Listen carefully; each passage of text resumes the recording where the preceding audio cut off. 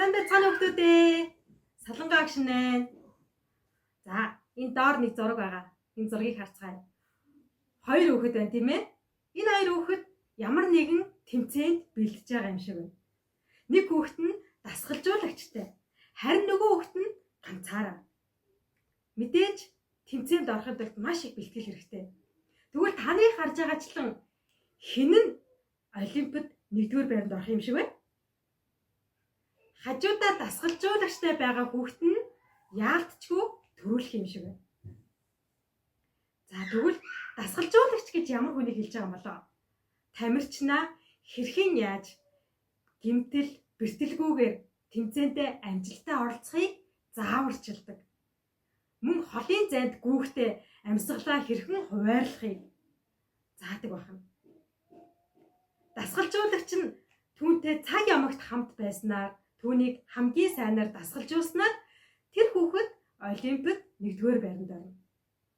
Харин надад дасгалжуулагч хэрэггүй. Би өөрөө чадна гэд өөрийгөө бэлдэж байгаа хүүхэд маань мэдээж сайн үр дүнд хүрэхгүй. Яагаад гэвэл тэр хүн шинээр тамирчин болж байгаа учраас тэр холын зайд гүүхтэй амьсгалаа яаж хуваарлах вэ? Тэрийгээ хүртэл мэдэхгүй шүү дээ. За тэгвэл яг үүнтэй адилхан. Бурхны заавар, тусламж, зөвлөгөөг дагаж авсан нэг хүн Библиэлд бичигдсэн байдаг. Энэ бол бидний сайн мэдж байгаа Давид ахын.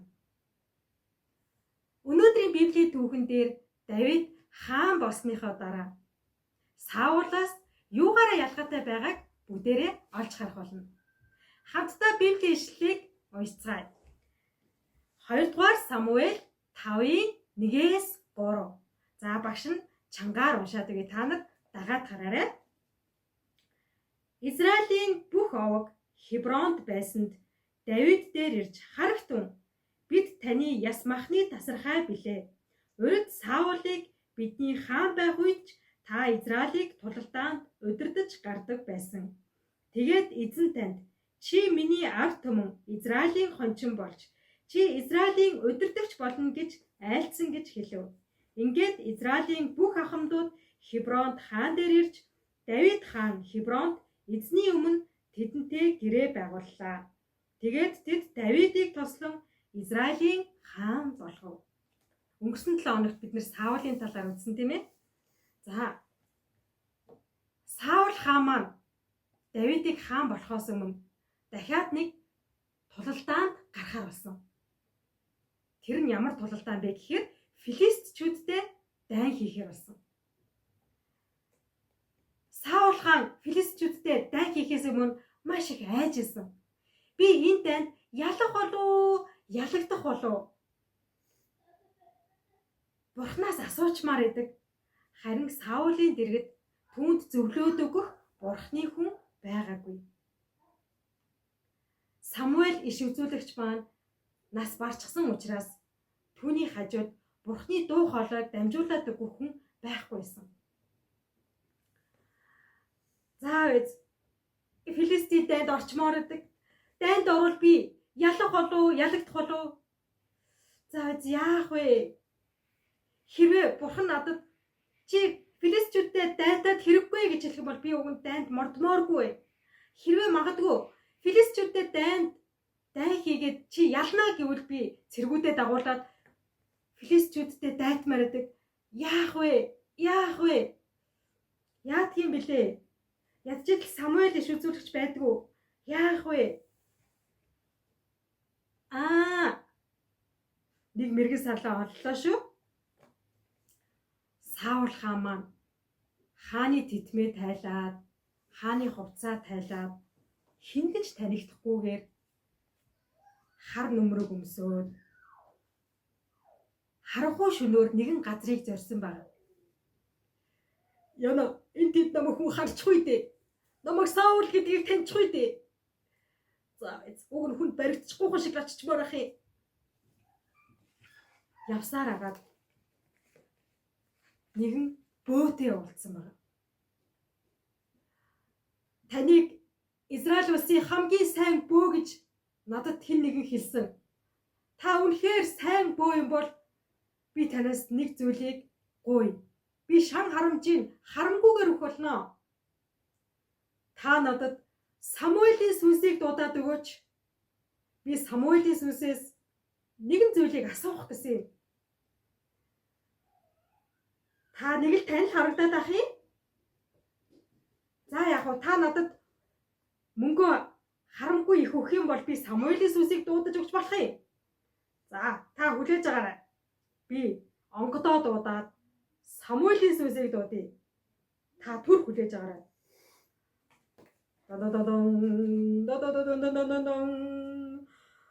Самуэл아! Самуэл아! Самуэлийн сүнсийг дуудаж байна. Самуэл아! Гараад ирээч. Самуэла! Нэрээ Самуэлийн сүнс гараад ирсэн.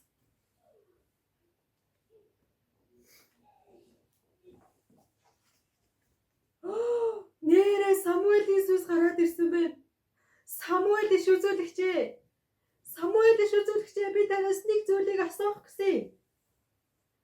Та чинь Саул хаан уу да? Та бурхны хүн байж иж бөөн дээр очиж бөөлүүлж намайг дуудаж гаргаж ирнэ гинэ. Надад эднээс өөр арга байсангүй. Самуэла, надад таны тусламж, таны зөвлөгөө надад хэрэгтэй байна. Би филистчүүдтэй дайн хийх гэж байна. Энэ тулалдаад би ялах болов уу, ялагдах болов уу надад хэлж өгөөч. За яах вэ? Би тэгвэл танд хэлж өгье. Та сайн сонсоорой. Өмнө нь та Амалекчүүдтэй дайн хийх үедээ Бурхан танд Амалекчүүдтэй дайн хийж байхдаа тэр газраас ямар ч амьд зүйлийг өөртөө үлдээж болохгүй гэж тусаашсан шүү дээ. Гэтэл та тэндээс маш их өвхөр, хонь, ямаа тэндээс тууж гаргаж ирсэн. Та тэндээс олон зүйлийг амьд үлдээсэн. Тийм учраас Бурхан таныг шийтгэж та филистчүүдтэй хийх дайнд ялагдах болно. Түүгээрч барахгүй та тэр дайнд ялагдаж алуулах болно. Үгүй ээ л дээ. За яг уу, гэхдээ би хаан учраас, би Израилийн хаан учраас би тулалдаанд ялах болно. Цэргүүдээ дагуулад би филистчүүдтэй дайтах болно. Ингэж хэлээд Саул хаан өөртөө маш итгэлтэйгээр цэргүүдээ дагуулад филистчүүдийн эсрэг дайнд мордсон боловч Самуэлийн хэлсэнчлэн Израильчууд филистчүүдэд ялагдсан байна. Түүгээрч барахгүй Саул хаан дайнд ам өргөцсөн байна. Энэ өдрөөс хойш олон өдөр өнгөрч Израильчууд Давидыг Юда руу дуудсан байна. Бурхан Давидэд чи Юда руу оч, Юдагийн Хебронд оч гэж Бурхан Давидэд хэлсэн байна. Давид Бурханы дуу хоолойг сонсоод дуулууртайгаар Юдагийн Хебронд очсон байна. Хебронд очих үед нь тэнд байсан Израиль хүмүүс Давидыг хаан болгон тосолсон байна. Ингээд Давид маань Юдагийн хаан болсон. Юдагийн хаан болсныхаа дараа тэрээр хойд Израильд байгаа Саулын гэрээхэнтэй дайтаж дайнд ялалт байгуулад мөн хойд Израилийн хаан болсон байна. Ингээд Давид хаан маань өмнөд Юда, хойд Израилийг нэгтгсэн хаан тулсын хаан болсон байна. Давид хаан болоод дотроо юу гэж бодсон бэ?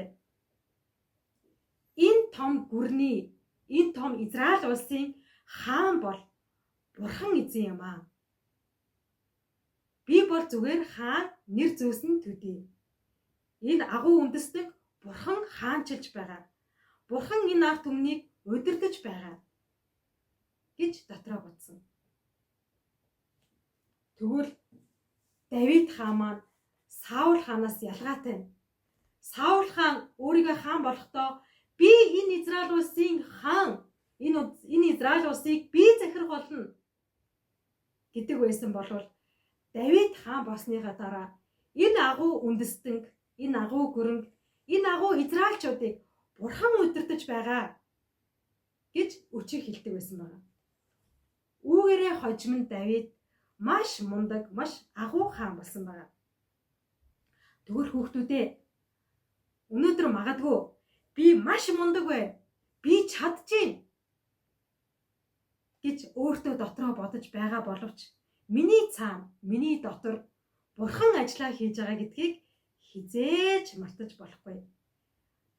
Есүст итгэдэг хүүхдүүд бид нар Бурханы тусламжгүйгээр, Бурханы зааварчилгаа байхгүйгээр бид нар юу ч хийж чадахгүй.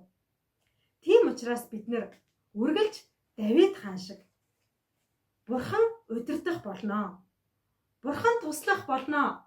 Үргэлж Бурханы дуу хоолойг сонсдог хүүхдүүд байх хэрэгтэй. Хамтдаа залбирцгаая. Өнөөдөр тамирчин хүн дасгалжуулагчийнхаа заавар зөвлөгөөг авснаар мундаг тамирчин болдог шиг хүүхдүүд бид нар Бурханы заавар зөвлөгөөг сонсноор ирээдүйд зөв сайн хүн болж өсөх болно. Тийм учраас Бурхан минь ээ, бид нар Библийг унших болгонд, бид нар бүтээсээ өдрө болгонд цуглаан дээрээ очиод Бурханы үгийг сонсохдоо үнэхээр Бурханы үгийн дагуу амьдрсан хүүхдүүд байх юм бол бид ирээдүйд мундаг, зөв итгэлтэй, итгэлийн бааtruуд болох болно. Тийм болохоор Бурхан минь ээ, та надад үгээрээ дамжуулан зааж өгөөч ээ. Таны үгийн дагуу амьдрсан хүүхдүүд болгож өгөөч ээ гэж бүгдээ хамтдаа залбирцгаая. Бурхан эзэн минь ээ, бүх Израилийг удирдсан агуу хаан бол Бурхан эзэн та билээ гэж өчиг хэлсэн тэр Давидын үчир шиг бид нар үргэлж таны өмнө даруугаар миний дотор Бурхан ажиллаа хийж байгаа, Бурхан надад зааж зөвлөж байгаа гэдэг итгэлээр амьдрахад та туслаач ээ.